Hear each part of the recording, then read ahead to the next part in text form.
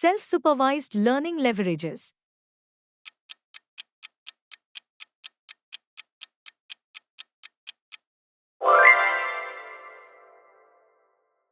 Capsule networks are designed to handle.